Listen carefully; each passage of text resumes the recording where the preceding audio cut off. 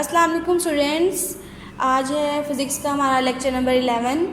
तो इसमें हमने स्टार्ट करना है टॉपिक जो है हमारे पास tension and acceleration in the string.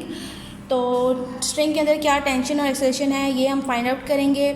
इसकी भी दो हमारे पास केसेस हैं। एक ये कि दोनों जो ऑब्जेक्ट्स हैं वर्टिकल हैं और एक हमारे पास है कि एक हॉरिजॉन्टल पड़ा है और एक वर्टिकल पड़ा है। सबसे पहले टेंशन का देख लेते हैं कि टेंशन क्या होती है। किस तरह से है ये कि एक स्टैंड है, उसके साथ क्या है, एक जो है ब्लॉक लिया है, उसको एक जो है साइड उसकी स्ट्रिंग से अटैच है और स्ट्रिंग की एक साइड जो है वो स्टैंड के साथ अटैच है, तो इस तरह लटक रहा है। अब क्या है कि ये जो ब्लॉक है ये इसका जो वेट है नीचे की तरफ लग रहा है, तो जो टेंशन है वो ऊपर की तरफ होगी। तो स्ट्रिंग के अंदर ये जो फोर्स ऊपर की तरफ लग रही है जो इसको बैलेंस कर रही है वो उसको क्या करती है, इसको कहते हैं कि टेंशन। ठीक है, ये टेंशन हमारे पास एक फोर्स है।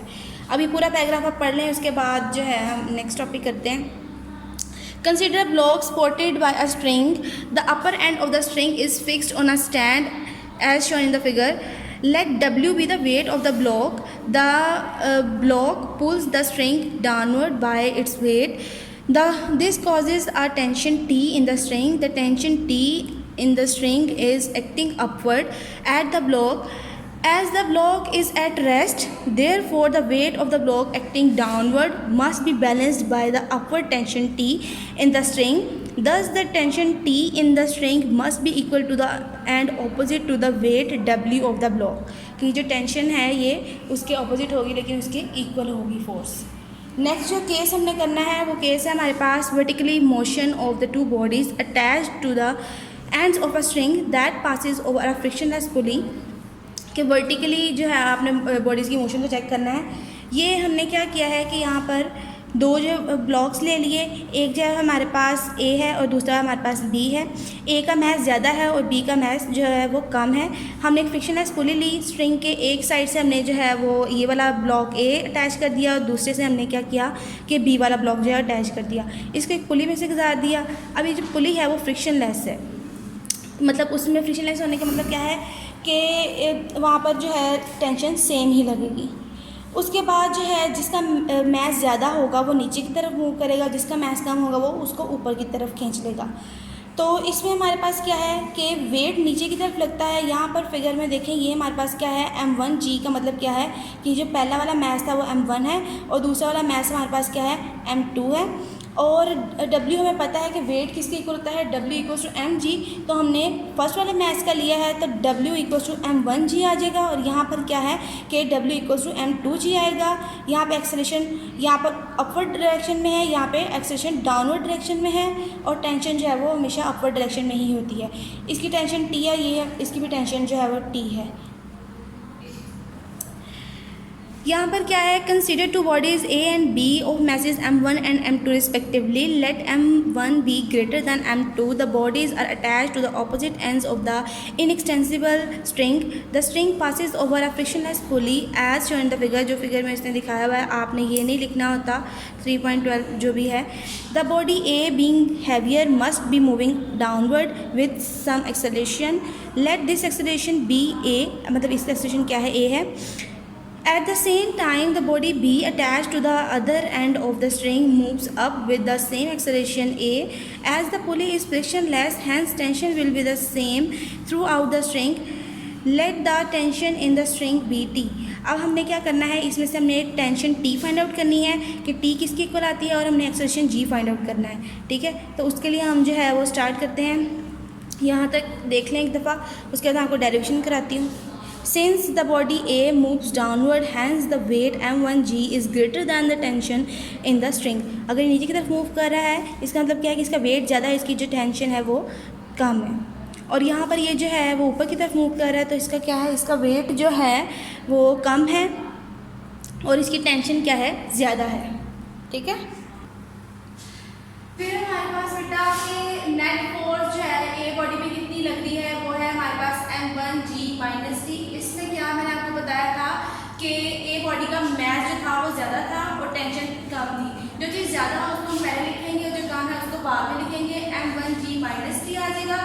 अब ये क्या है, फोर्स है, फोर्स को हम शुरू करते हैं F से, तो हम क्या इक्वेशन लिख लेते हैं, F equals to m1g minus T. अब Newton second law of motion से हमें पता है कि F इक्वल्स टू m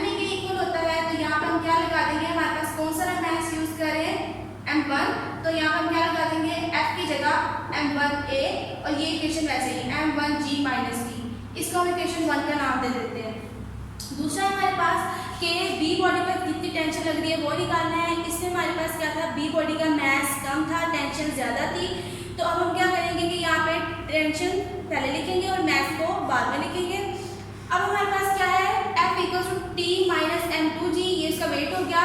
अब क्या है, वही Newton second law of motion से F इक्वल टू m है, तो यहाँ पर क्या इक्वेशन बनेगी, यहाँ पर F की जगह मैं लगा दूंगी m2a t माइनस m2g, ठीक है। यहाँ पे हो गया। हमें निकालना क्या है, टेंशन निकालनी है और एक्सेलरेशन निकालना है। सबसे पहले हम एक्सेलरेशन निकालते हैं। एक्सेलरेशन के लिए क्या करते हैं हम कि हमारी इक्वेशन 1 और इक्वेशन 2 है, इसको ऐड कर देते हैं। तो हमारे पास क्या आएगा, m1a plus m2a equal to m1g minus T plus t minus m2g। ये t इस t से कैंसिल हो गया। क्या बचेगा हमारे पास कि m1a प्लस m2a और साथ में m1g माइनस m2g। यहाँ पर इन दोनों में से a कॉमन आ रहा है और इन दोनों में से g कॉमन आ रहा है। तो मैंने इस इक्वेशन में क्या किया है कि a और साथ में m1 plus m2 equals to m1 minus m2 साथ में g, ये माइनस इसका लगाया मैंने यहाँ पे था। अब क्या है कि हमने एक्सेलरेशन निकालना है, तो एक्सेलरेशन के साथ ये वाली जो टर्म है वो मल्टीप्लाई हो रही है और इक्वल की दूसरी साइड पे जाके क्या होगा कि वो डिवाइड हो जाएगी। m1 minus m2 divided by m1 plus m2 साथ में g आ जाएगा। ये हमारे पास क्या है, एक्सेलरेशन की वैल्यू निकल आएगी और इस इक्वेशन को मैंने नाम दे दिया मेरे पास थर्ड इक्वेशन का। नेक्स्ट हमने निकालना है कि टेंशन। टेंशन के लिए क्या करते हैं, हमारे पास ये जो इक्वेशन 1 और 2 है इन दोनों को डिवाइड करते हैं। 2 वाली इक्वेशन को हमने 1 वाली इक्वेशन से डिवाइड करना है। तो 2 वाली इक्वेशन में हमारे पास ये वाली साइड इस वाली साइड से डिवाइड होगी और ये वाली साइड इस वाली साइड से डिवाइड होगी। t minus m2g divided by m1g minus t equal to m2a divided by m1a। आप क्या करेंगे, क्रॉस मल्टीप्लिकेशन करेंगे, m1a को t माइनस m2g से मल्टीप्लाई करवाएंगे और उसके बाद m2a को m1g माइनस t से मल्टीप्लाई करवाएंगे। तो यहाँ पर ये हमारे पास क्या आएगा, m1a t minus m2g equal to m2a m1g minus t। उसके बाद ये जो टर्म है ये इससे मल्टीप्लाई होगी तो हमारे पास m1a t आ जाएगा। ये इससे मल्टीप्लाई होगी तो माइनस m1 m2a और g आ जाएगा। और उसके बाद ये वाली टर्म मल्टीप्लाई होगी तो हमारे पास क्या आएगा, m1 m2a g minus m2a और t आ जाएगा। अब इसमें हम क्या करेंगे, सबको हम एक ही साइड पे ले जाएंगे, सारे जो हमारे पास वैल्यूज हैं यहाँ पर ले जाएंगे। हमारे पास क्या आ जाएगा, m1a t minus m1 m2a g, फिर ये जो है प्लस से जाके क्या आ जाएगा, माइनस हो जाएगा। तो हमारे पास क्या आएगा, m12a g प्लस ये माइनस था तो जाके प्लस हो जाएगा m2a t, ठीक है। उसके बाद ये माइनस प्लस हो जाएंगे, 1 और 1 2 minus 2 m1 m2a g plus m2a t।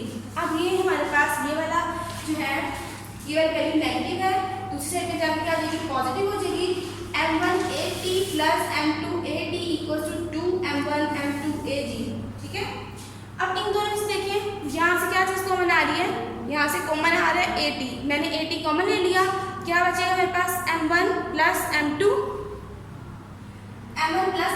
Equal to 2 m1 m2a g, ठीक है।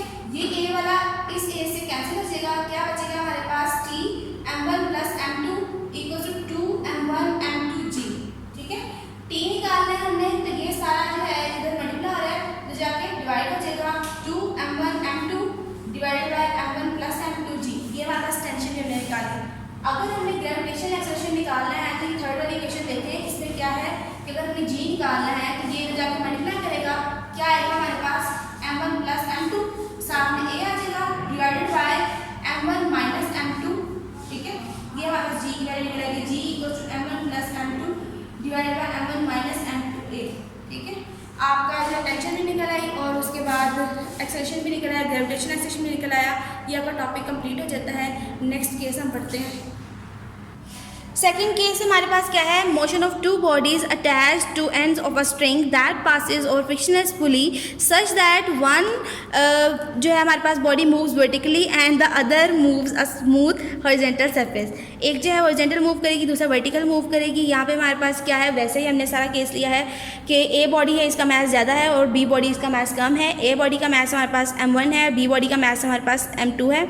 ए बॉडी का वेट हमारे पास m1g आएगा और बी बॉडी का वेट हमारे पास m2g आ जाएगा। यहाँ पे टेंशन अपवर्ड डायरेक्शन में लगेगी, यहाँ पे टेंशन जो है वो यहीं लगेगी अपवर्ड डायरेक्शन में। उसके बाद हमारे पास क्या है, ये इसका एक्सेलरेशन है, ये इस डायरेक्शन में लगेगा, इसका एक्सेलरेशन इस डायरेक्शन में लगेगा जो है।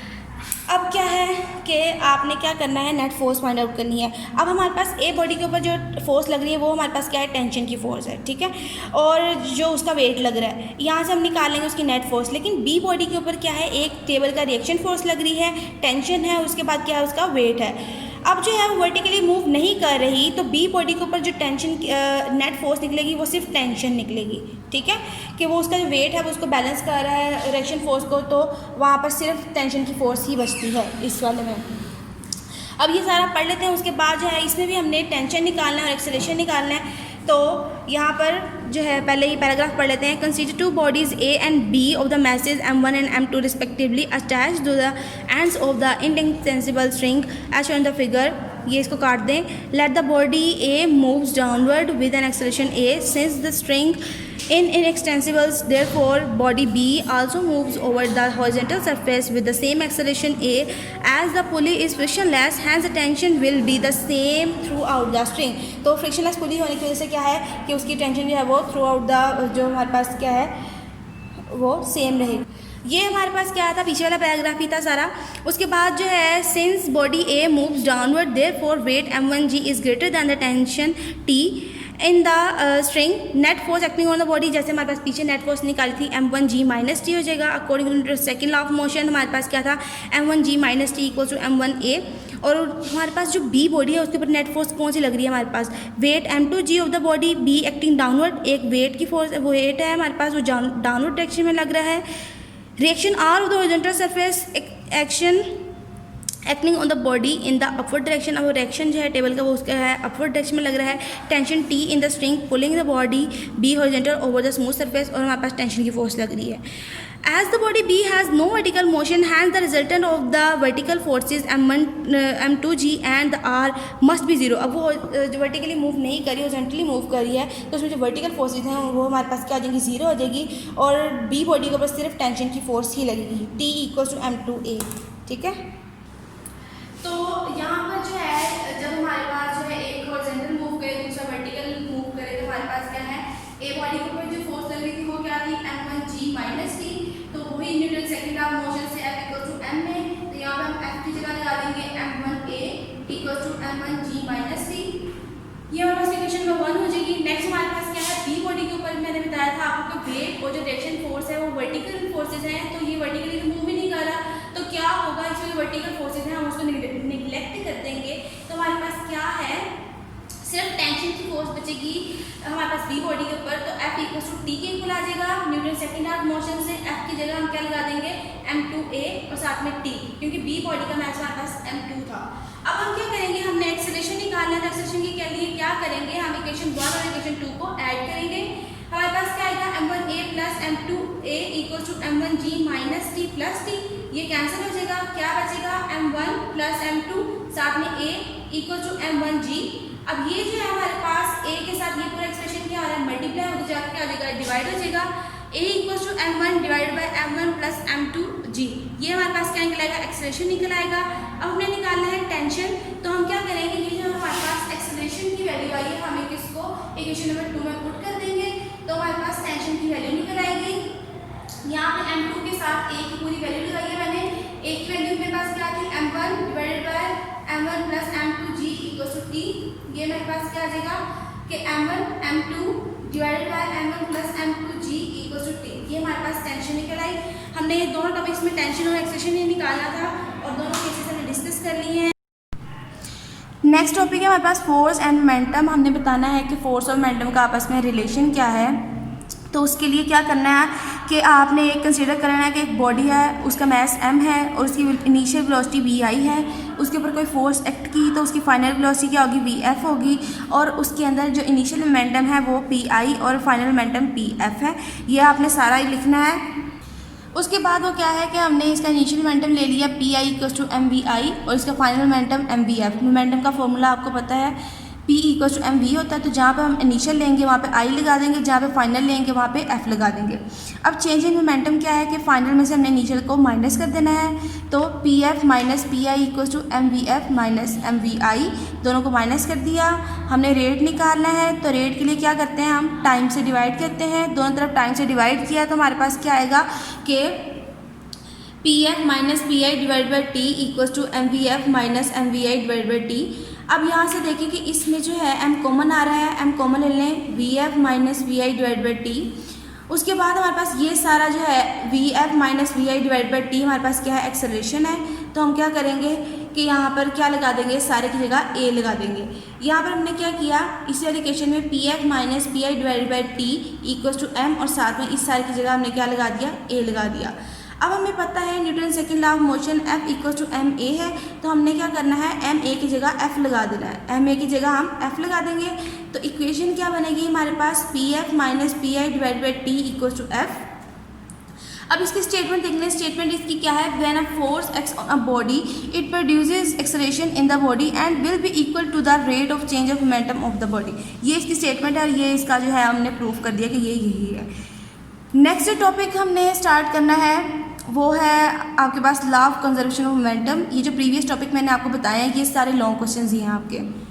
नेक्स्ट है हमारे पास law of conservation of momentum. Law of conservation of momentum का मतलब क्या है कि ये लॉ जो है वो क्या बताता है हमें कि एक आइसोलेटेड सिस्टम के अंदर जब दो बॉडीज़ इंटरेक्ट करती हैं तो उनका जो है मोमेंटम जो है वो कंजर्व रहता है, कॉन्स्टेंट रहता है, ठीक है। मतलब इंटरेक्ट करने से पहले उनका मोमेंटम और इंटरेक्ट करने के बाद जो उनका मोमेंटम है वो सेम रहेगा। इसकी स्टेटमेंट क्या है, ये भी लॉन्ग क्वेश्चन है आपके पास, आपने किस तरह से इसको अटेम्प्ट करना है। सबसे पहले इसकी स्टेटमेंट लिखनी है। स्टेटमेंट क्या है हमारे पास, the momentum of an isolated system of two or more than two interacting bodies remains constant, उनका जो है वो कांस्टेंट रहता है। अब उसके बाद क्या है कि नेक्स्ट जो है इसमें टर्म आती है आइसोलेटेड सिस्टम की। तो आइसोलेटेड सिस्टम हमारे पास क्या है, जिसके ऊपर कोई फोर्स नहीं लग रही होती। ये थर्ड लाइन से इसकी डेफिनेशन है कि an isolated system is a group of interacting bodies on which no external force is acting. तो ये हमारे पास यहाँ तक क्या है आइसोलेटेड सिस्टम की डेफिनेशन। उसके बाद आपने क्या लिखना है कि यहाँ पर एग्जाम्पल्स की हेडिंग देनी है और एक एग्जाम्पल लिखनी है। वो कौन सी वाली है कि एक बैलून है, उसके अंदर हवा भरी हुई है, जब जो है उसमें से हम हवा बाहर निकालते हैं तो क्या होता है कि बैलून जो है ऑपोजिट डायरेक्शन में मूव करता है। यही एग्जांपल हमने Newton's third law of motion में भी पढ़ी थी कि वो क्या करता था, पीछे की तरफ अगर मूव कर रहा है तो वो रिएक्शन दे रहा था। लेकिन वो रिएक्शन क्यों देता है, वो रिएक्शन इसलिए देता है ताकि वो जो अपना मोमेंटम है उसको कंजर्व कर सके, कांस्टेंट कर सके। यहाँ पर देखें, consider the example of an air filled balloon as described under the third law of motion. In case balloon and the air inside it form a system. Balloon और एयर जो है वो एक सिस्टम बना देते हैं। Before releasing the balloon the system was at rest and hence the initial momentum of the system was zero. As soon as the balloon is set free, air escapes out of with some velocity. The air coming out of it possesses momentum. To conserve the momentum, the balloon moves in a direction opposite to that rushing out. मतलब कि जब हमारे पास क्या होगा कि जब escape करती है एयर तो वो क्या करता है कि उसको मोमेंटम को कंजर्व करने के लिए जो है बैलून पीछे की तरफ मूव करता है। नेक्स्ट जो एग्जांपल है वो आपके पास क्या है कि आपने एक सिस्टम बनाना है, आइसोलेटेड सिस्टम। उसके अंदर आपने दो मैसेज रखने हैं, M1 और M2। और हमारे पास क्या है, M1 मैस जो है कम है और M2 मैस हमारे पास ज़्यादा है। और जिसका मैस जो है कम होता है उसकी वेलोसिटी ज़्यादा होती है, जिसका मैस ज़्यादा होता है उसकी वेलोसिटी कम होती है। ये आपने याद रखना है। अब ये देखें, ये हमारे पास फिगर ए है कि बिफोर कोलिजन ये हमारे पास जो है ये मैस M1 है, इसकी वेलोसिटी U1 है। और ये हमारे पास क्या है, मैस M2 है और इसकी वेलोसिटी क्या है, U2 है। अगर हम इस वाले का मोमेंटम लें तो हमारे पास क्या आएगा, M1 U1 और इस वाले का मोमेंटम क्या आएगा, M2 U2। ये कौन सा सिस्टम है कि जब वो जो है वो मतलब अभी वो कोलाइड नहीं किए, बिफोर कोलिजन इनके जो है हमारे पास सारा मोमेंटम वो हमने फाइंड आउट करना है। और फिर हम फाइंड आउट करेंगे कि जब वो हमारे पास कोलिजन हो जाता है फिर उसके बाद जो है उनका क्या होता है। मोमेंटम क्या होता है। तो ये फिगर है, ये आपने बिफोर कोलिजन की फिगर बनानी है और इसके बाद आपने बिफोर कोलिजन का ही मोमेंटम लिखना है। तो बिफोर कोलिजन में हमारे पास क्या है कि इनिशियल मोमेंटम हम ले लेते हैं। मैंने आपको बता दिया कि उसकी जो वेलोसिटी है m1, उसकी वेलोसिटी u1 होगी। तो हमारे पास इनिशियल मोमेंटम ऑफ m1 क्या हो जाएगा, m1 u1। ये वही है, mv वाला फॉर्मूला ही है, लेकिन वेलोसिटी हमारे पास यहाँ पे u1 है, इसलिए हमने u1 लगाया है। Initial momentum of mass m1 है हमारे पास m1 u1, और इनिशियल मोमेंटम ऑफ m2 हमारे पास क्या है, m2 u2। अगर हम जो है टोटल मोमेंटम निकालना चाहें तो हम क्या करेंगे, दोनों को ऐड करेंगे। ऐड कर दिया m1 u1 plus m2 u2। यहाँ तक हमारा कंप्लीट हो गया। अब क्या है हमारे पास कि थोड़ी देर के बाद क्या होता है कि जो हमने मैसेज लिए हैं वो आपस में टकरा जाते हैं। फिगर देखें भी, यहाँ पर क्या है कि ये दोनों मैसेज आपस में टकरा गए हैं। अब टकराने के बाद क्या है कि ये आगे की तरफ मूव कर रहा है। अब ये दोनों मूव करेंगे, लेकिन जब हमारे पास बिफोर कोलिजन वेलोसिटी क्या थी, u1 थी, और आफ्टर कोलिजन वेलोसिटी क्या होगी, v1, और m2 की वेलोसिटी क्या हो जाएगी, v2। ये हमारे पास वेलोसिटीज चेंज हो गई, ठीक है। वेलोसिटीज चेंज होगी तो हमने कह दिया कि फाइनल वेलोसिटी जो है उसकी m1 की क्या है हमारे पास कि v1 हो जाती है। तो इसी तरह फिर final momentum of the mass m1 क्या होगा, m1 v1। और उसके बाद फाइनल मोमेंटम ऑफ m2 हमारे पास क्या हो जाएगा, m2 v2। ये हमारे पास क्या हो जाएगा, दो मैसेज के फाइनल मोमेंटम हो जाएंगे। अगर हम टोटल निकालना चाहते हैं तो वही मैथ का रूल कि हम दोनों को ऐड कर देते हैं। टोटल मोमेंटम के लिए हमने क्या किया कि m1 v1 plus m2 v2 हमने दोनों को ऐड कर दिया। उसके बाद लगाएं यहाँ पर नीचे law of conservation of momentum. Law of conservation of momentum की जगह हमारे पास क्या था कि initial momentum of the system before collision equal to final momentum of the system, ठीक है, आफ्टर कोलिजन। अब हमारे पास क्या है कि इनिशियल मोमेंटम हमारे पास क्या निकला था, टोटल इनिशियल मोमेंटम हमने लिखना होगा m1 u1 plus m2 u2, और फाइनल मोमेंटम हमारे पास क्या निकला था, m1 v1 plus m2 v2, ठीक है। ये शो करती है कि वो जो है हमारे पास बिफोर एंड आफ्टर कोलिजन उसका मोमेंटम जो है वो सेम रहता है।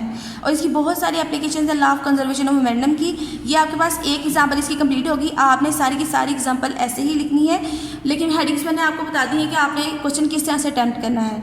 नेक्स्ट जो है आपके पास सेकेंड एग्जाम्पल आती है गन एंड बुलेट की। तो उसमें क्या है कि अगर आप देखते हैं गन एंड बुलेट को, तो जब है हम फायर करते हैं तो गन पीछे की तरफ झटका खाती है। अब जब गन पीछे की तरफ झटका खाती है तो वो क्या करती है, किस लिए करती है, वो भी रिएक्शन देती है। और क्यों देती है, इसलिए ताकि वो उसका जो मोमेंटम है वो कंजर्व रहे। मतलब फायर करने से पहले जो मोमेंटम था और फायर करने के बाद जो उसका मोमेंटम है वो कंजर्व रहे, इसके लिए गन जो है पीछे की तरफ झटका खा देती है। अब हमारे पास क्या है कि गन और बुलेट की एग्जांपल में हमारे पास क्या है कि consider a system of the gun and bullet before firing the gun, both the gun and the bullet at rest, total momentum of the system is zero. अगर जो है फायर नहीं किया तो गन और बुलेट दोनों क्या है हमारे पास रेस्ट में है, तो उनका इनिशियल मोमेंटम तो जीरो हो गया।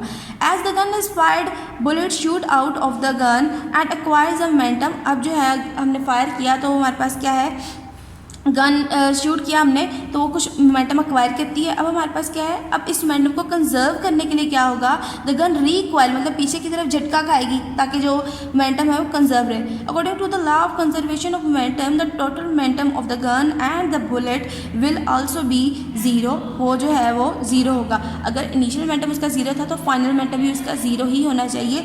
अब ये जीरो किस तरह से आएगा, उसके लिए हमने जो है वो कुछ मैथमेटिकल अप्लाई करते हैं। Let m be the mass of the bullet and v its velocity. ये हमारे पास क्या है, छोटा वाला m शो करता है बुलेट की मास को और छोटा वाला v शो करता है बुलेट की वेलोसिटी को, और बड़ा वाला m मतलब कैपिटल M शो करता है गन के मास को और कैपिटल V शो करता है गन की ही वेलोसिटी को। अब हमारे पास देखें कि अगर हम बुलेट का मोमेंटम लें तो हमारे पास क्या आएगा, स्मॉल m स्मॉल v, और अगर हम जो है गन का मोमेंटम लेते हैं तो वो हमारे पास क्या आएगा, कैपिटल M कैपिटल V। और अगर हम टोटल मोमेंटम लेना चाहते हैं तो हमारे पास क्या आ जाएगा, mv प्लस mv, ठीक है। मतलब ये बुलेट का और ये गन का दोनों का हो गया। अब देखें अगर हम law of conservation of momentum apply करते हैं तो उसमें क्या था कि total momentum of the gun after collision equal to total momentum of the gun before collision. मतलब ये आफ्टर जो है वो बिफोर के इक्वल ही आना चाहिए। बिफोर तो हमने लेट कर लिया था कि वो हमारे पास क्या है, जीरो है, तो आफ्टर वाला ये आ गया। अब हमने निकालनी है इसकी वेलोसिटी कि किस वेलोसिटी के साथ जो है गन पीछे की तरफ मूव करती है। क्या है कि ये हमारे पास माइनस mv हो जाएगा और v हमारे पास क्या निकलेगा, माइनस m कैपिटल M और यहाँ पे v। इस वेलोसिटी के साथ जो है गन पीछे की तरफ मूव करती है। अब जो है हमारे पास ये वाली इक्वेशन जो शो करती है, gives the velocity v of the gun, negative sign indicates that the velocity of the gun is opposite to the velocity of the bullet. अगर जो है बुलेट आगे की तरफ मूव करी है तो गन जो है इस वेलोसिटी के साथ पीछे की तरफ मूव करेगी। The gun recoils since the mass of the gun is much lighter than the bullet, therefore the recoil is much smaller than the velocity of the bullet. अब जो है उसका मास ज़्यादा है तो इसकी वेलोसिटी क्या कम हो जाएगी। यहाँ तक आपने जो है पूरा का पूरा टॉपिक जो है वो कर देना है। अगर आपके पास लॉन्ग क्वेश्चन आता है तो आप सिर्फ एक एग्जांपल ही दे सकते हैं, वो कौन सी वाली है आपके पास, ये 2 मैसेज वाली बॉल्स वाली, या फिर आप ये गन वाली देना चाहें तो गन वाली भी दे सकते हैं। अगर उसने मेंशन नहीं किया तो फिर आपके पास चॉइस आ जाती है। नेक्स्ट टॉपिक है बेटा फ्रिक्शन का, कि फ्रिक्शन हमारे पास क्या होती है। फ्रिक्शन आपके पास रगड़ की फोर्स होती है कि जो आपकी मोशन को जो है अपोज करती है। अब हमारे पास क्या है, इसकी डेफिनेशन आपने लिखनी है। अगर आपको शॉर्ट क्वेश्चन में आ जाता है तो आपने सिर्फ इसकी डेफिनेशन लिखनी है और साथ में जो है वो बता देना है कि इसका कॉज क्या है, 1-2 कॉज दे दीजिएगा। अब हमारे पास क्या है, the force that opposes the motion of moving object is called friction. ये आपने फ्रिक्शन की डेफिनेशन कर ली। उसके बाद जो है आपने ये नीचे वाला पैराग्राफ करना है कि इसका कॉज क्या है, किस वजह से जो है फ्रिक्शन होती है। अब क्या करना है कि यहाँ पे आपको फिगर नज़र आ रही है, इस फिगर में क्या है हमारे पास, ये होते हैं कोल्ड वेल्ड्स, ठीक है, कि यहाँ पर ऐसी जगह होती है और ऐसे वो एक दूसरे के अंदर क्या होते हैं, फंस जाते हैं। अगर कोई चीज़ हम फंसाना चाहें कि वो उसके अंदर सुराख है और दूसरा वो उसके अंदर इस तरह से है, तो वो क्या करेंगे, एक दूसरे में फंस जाएगी चीज़। तो क्या है कि अगर वो एक दूसरे में फंस जाती है तो फिर वो क्या करती है, आगे की तरफ जब मूव करती है तो वो पीछा वाला जो होता है वो उसको रिएक्शन देता है, तो वो आगे उसको मूव कराती है। अब हम जो है पैराग्राफ पढ़ लेते हैं किस तरह से कोल्ड वेव्स जो है वर्क करते हैं और फ्रिक्शन किस तरह से कॉज होती है। नो सरफेस परफेक्टली स्मूथ, कोई भी सरफेस स्मूथ नहीं होती। A surface that appear smooth हमारे पास क्या है, has pits and bumps that can see under a microscope. अब जो है हमारे पास जो सरफेस हमें स्मूथ भी नज़र आती है उसमें क्या होते हैं, पिट्स एंड बम्प्स होते हैं, तो वो क्या करते हैं, लेकिन हम उनको किस से देख सकते हैं, सिर्फ माइक्रोस्कोप से देख सकते हैं। अब यहाँ पर उसने वुडन जो है आपको ब्लॉक शो किया है विद अ पॉलिश सरफेस, उसके अंदर पॉलिश किया हुआ है उसको। In contact a magnified view of the smooth surface in contact show the gaps and contact between them. अब उनके अंदर जो गैप है माइक्रोस्कोप से उसने शो किया कि उसके अंदर क्या गैप है। उसके बाद हमारे पास क्या है, the contact between points between the two surfaces from a sort of cold wedge. These cold wedges resist the surface from sliding over each other. Adding weight over the upper block increases the force pressing the surface together and hence increase the resistance.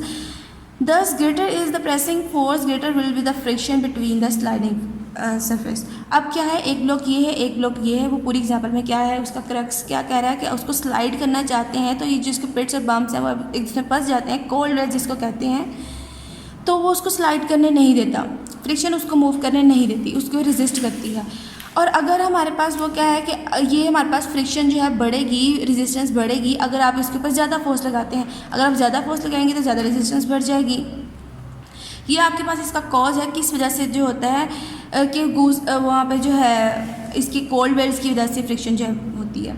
उसके बाद इसकी mathematical form क्या है, mathematical form में आपने क्या करना है कि friction is equal to the applied force that tends to move a body at rest. अब ये फ्रिक्शन किसकी इक्वल होती है, जो फोर्स आप अप्लाई करते हैं बॉडी के ऊपर, जब वो रेस्ट में होती है उसको मूव कराने के लिए जो फोर्स आप अप्लाई करते हैं उसी की इक्वल फ्रिक्शन होती है। It increases with the applied force, ये जो है अप्लाइड फोर्स इंक्रीज हो जाती है। Friction can be increase to certain maximum value.